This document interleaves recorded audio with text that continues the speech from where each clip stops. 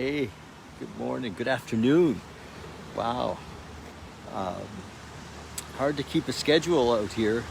Uh, uh, as many of you know, I'm in Campbell River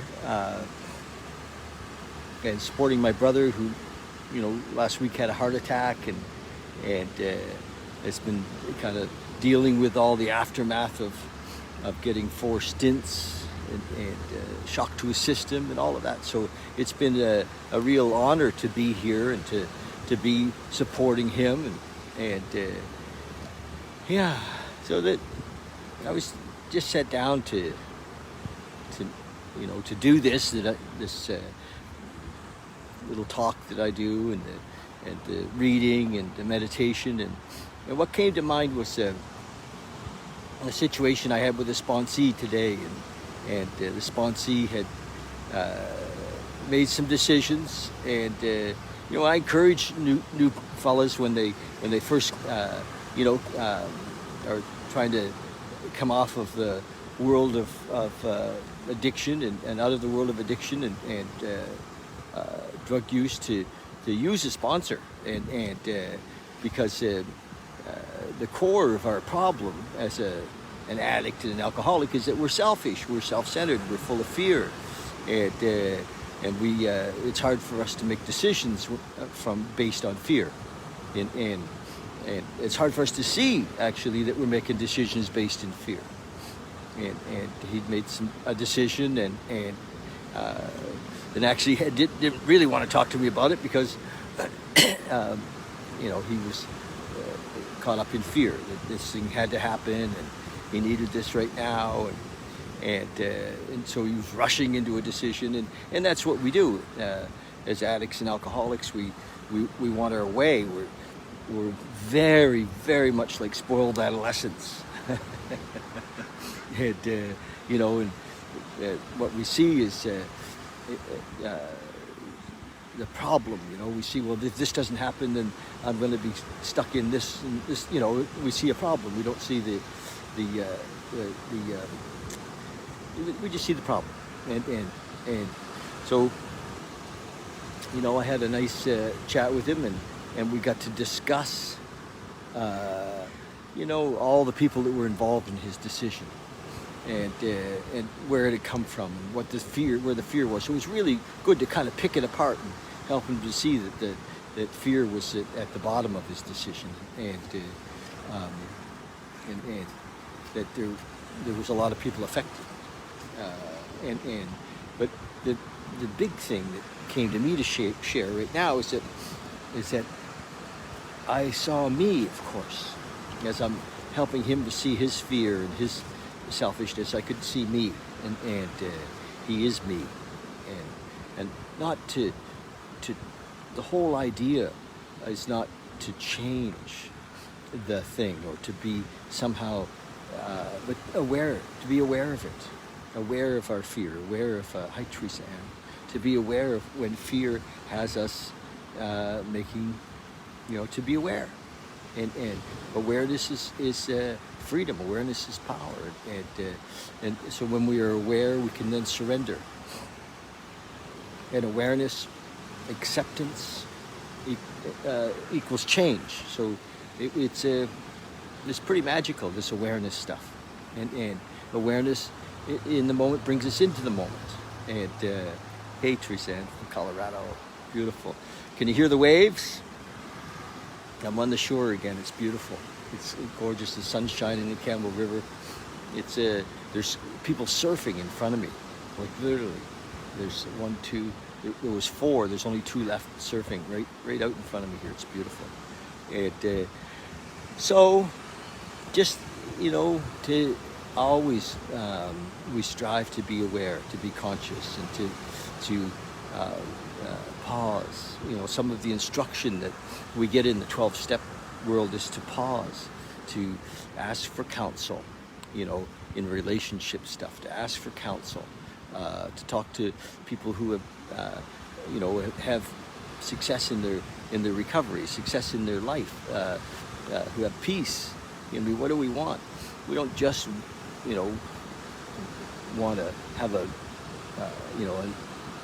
material benefits of sobriety. We want to have peace. We want to be, free, and so it's a beautiful thing to find people that have that and to ask for their input. That's called sponsorship. That's called being a good sponsee. And this young fella's funny because he's pretty cocky, and for months he just would just show up and tell me what he was going to do. I would listen, and of course he would get in trouble, and finally he got to a place where he was more saying, well, what am I doing wrong here? And then there's a possibility to bring him into the moment, to talk about consciousness and awareness, and to talk about surrender and turning our will and our lives over to the care of God or the moment, universal intelligence, and to a power greater than ourselves, and all of those things. That's the nature of it, and working through the steps together helps us to see ourselves, and as we see ourselves, we can then let go. So in all of that, I continue to see myself. It's the beautiful, gift of working with sponsees, is that we see ourselves. So beautiful path to awakening, and it's hard in the beginning, in a way, to share with a newcomer that we're living in this complete world of fear and selfishness and in the big book it says selfishness and self-centeredness, that we think is the root of our troubles, driven by 100 forms of fear and self-delusion and self-seeking, right? So that's the root of the trouble of the disease of alcoholism, is this fear, and so we've lived in that world, and we believed it was true, and we were convinced that we had to fend for ourselves, and the only way out, the only way to find peace is through this realization, self-realization, if you will, that we are one with all. We're more than connected to a higher power. If we can see this God in all the beauty around us, it's also us. It's not separate, and so we just break down the barriers that separate us from that, from the source of our power, the source of our bliss, the source of our peace, our serenity, and we let go of managing our lives, and that's the struggle. The second half of step one is the struggle for all of us. The second half of step one says that our lives were unmanageable by us, and we're like, are you kidding? I just need this, or I just need that, and I'll be fine. And so it's a struggle, and many don't get it, but even if they don't have that awakening, for many their lives are still improved, and the awakening comes without them knowing it when they help others. Service to others is the awakening. It's without us having a language for it, we're like, oh my gosh, I am living in peace if I'm helping others. We're not thinking about ourselves in I need this kind of a way, or I need that kind of a way. It's beautiful. This one lady out here in front of me, she's just catching wave after wave after wave. She's really quite good at it, and it's I can see how that would be addicting. She's surfing. It's a beach break, but it's beautiful. For those of you that surf, you know what a beach break is, but she's catching like literally some really nice 2-footers, but they're beautiful. It's it. My surfing story from the little bay here in Campbell River. Okay, so I'm going to read, and we're going to meditate for a couple minutes. Hopefully you guys stick with us for that. Hi, man, and no, I don't have the store. The store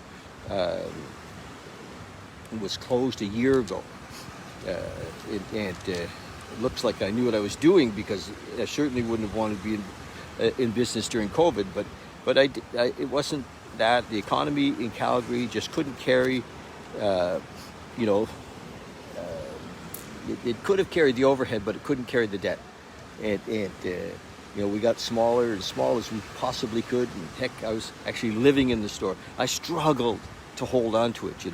I really thought I knew what was best for me. And so a big part of my most recent surrender was to let that go. Just to say, okay, this is life on life's terms, and so my heart goes out to lots of people whose businesses are struggling right now, because it's our baby. Many of us, it's our, we've really invested and attached a lot of identity to these businesses, and so it's not easy to let it go. I get it. Yeah, there you go.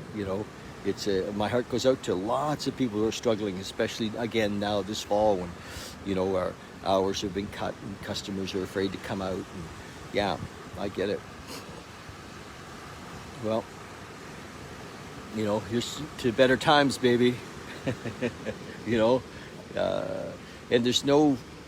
It took me. I think I was attached to this idea of success and failure.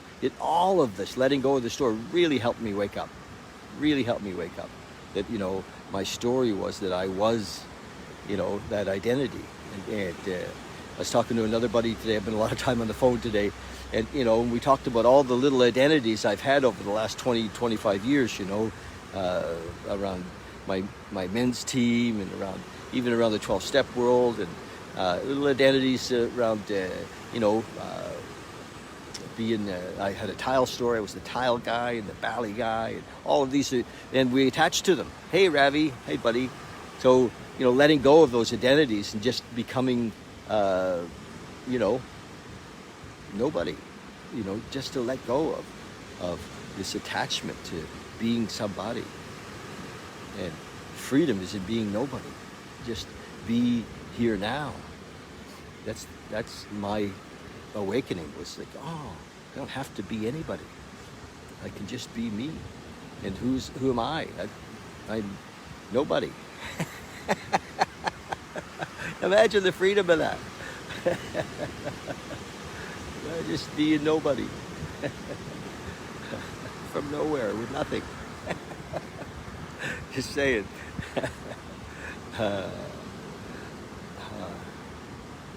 I'll bet it is. Man, and maybe we'll talk. I'd like to talk with you a bit about that. Where are you? Manon says he imports goods from Indonesia and China, and it's getting harder to bring things in. I'll bet.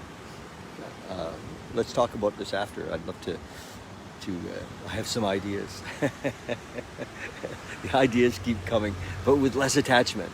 The whole thing is surrendering attachment. Okay. November 20th, thought for the day. No longer, it says, try to escape life through alcoholism. Drinking built up a shamanus. Oh gosh, okay. Well, I'm in Campbell River, so we're close. Drinking, it says, built up an unreal world for me, and I tried to live in it.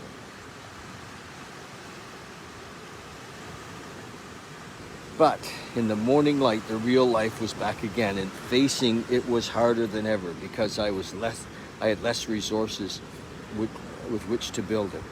Each attempt at escaping weakened my personality by the very attempt.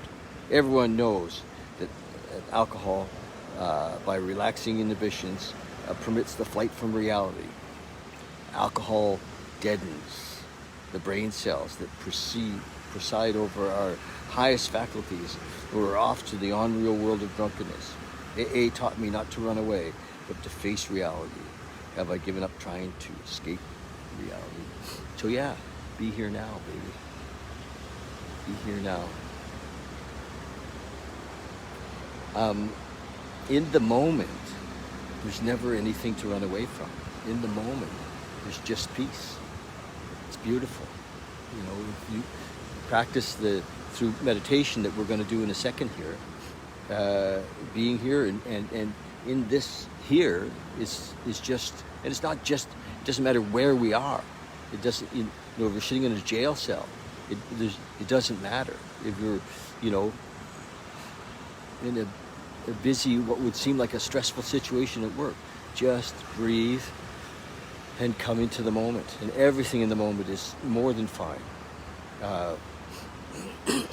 No, I'm actually on Willow Point. I am on Willow Point right now, man. I literally am. This is it. I'm right here. It's beautiful. Okay, meditation for the day. In these times of quiet meditation, try more and more to set our hopes on the grace of God. Know that whatever the future may hold, it will hold more and more of good. More and more of good. Do not set all your hopes and desires on material things. There is weariness in an abundance of light. There's weariness in an abundance of things. Set your hopes on spiritual things so that you may grow spiritually. Set your hopes on spiritual things so that you may grow spiritually. Learn to rely on God's power more. Learn to rely on God's power more and more. And in that reliance, you will have an insight into the greater value of the things of the Spirit. I'm surrounded. I'm in a bit of a, I'm just on the beach, so folks are showing up. Prayer for the day. I pray that I may not be overwhelmed by material things. I pray that I may realize the value of spiritual things. It's interesting, the word spiritual. What does it mean? It's a kind of a catchword for a lot of people. And, what does spiritual mean? And I've come to realize that if my relationship with God or a higher power, universal intelligence, the moment, is in the moment, lots of spiritual beliefs can actually keep me out of the moment. So there's nothing to believe in once we have this connection, once we've realized that we are that. There's nothing to believe in. And I spend a lot of my life searching through spiritual literature and spending time on what we call the spiritual path, and to find out that there is no path. There is no path. This is it. We are here now. So, and through meditation, as we meditate, and we sit in meditation here in a second, we'll, breathe into that, discover this moment, discover the now. This is where it's happening. It isn't in a belief. It's in an experience. And the experience is the experience of now. So, how do you like that? Okay, so we're going to close our eyes. And we're going to breathe. It's going to take 5 minutes or so and drop into a little meditation, okay?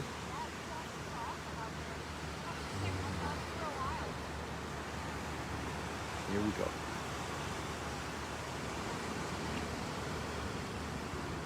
So whatever's going on around, just allow it. Just include it. If there's noises, wherever you are, just include them. Nothing needs to change.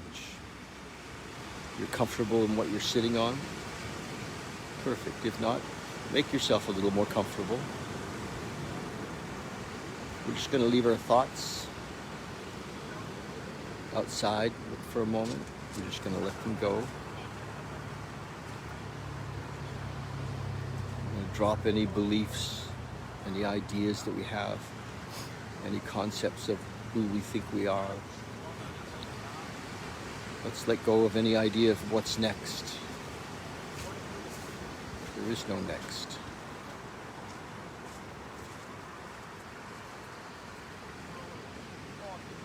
It's just now. No past, no future. Nothing to get to, nothing to be. No change. Just here and now.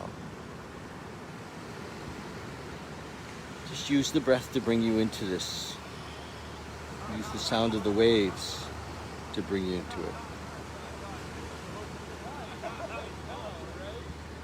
Sound of the voices to bring you into it.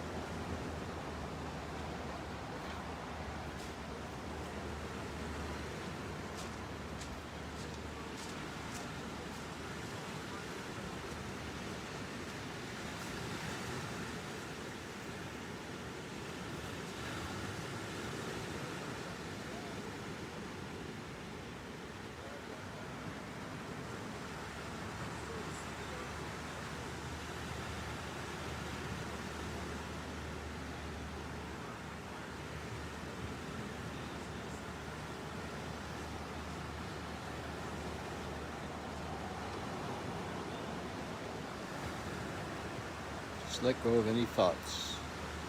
Be here now. Drop in.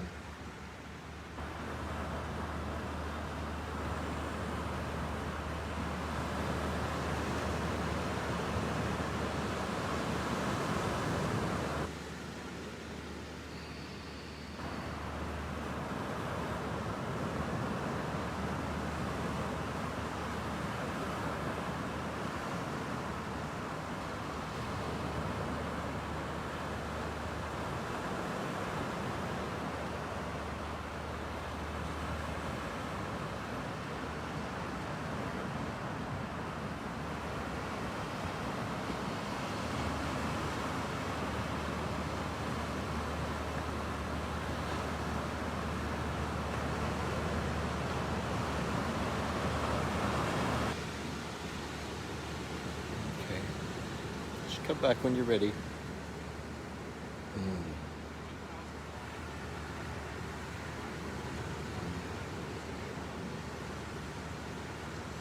Just come back when you're ready. Wow. Isn't it great? You kind of, for me, I just touch this stillness and that's often just in the background of each moment, and when I drop in a meditation, I'm there, boom, expanded, totally expanded, free. So I encourage you to do this and just be here now. Let go of any idea of what it's like or what it should be like or what it will feel like or what will happen if you do it, who you become, all of that. Just recognize that life on life's terms. Feel the joy of the moment. All right, you guys. Love you so much. sure we'll talk again.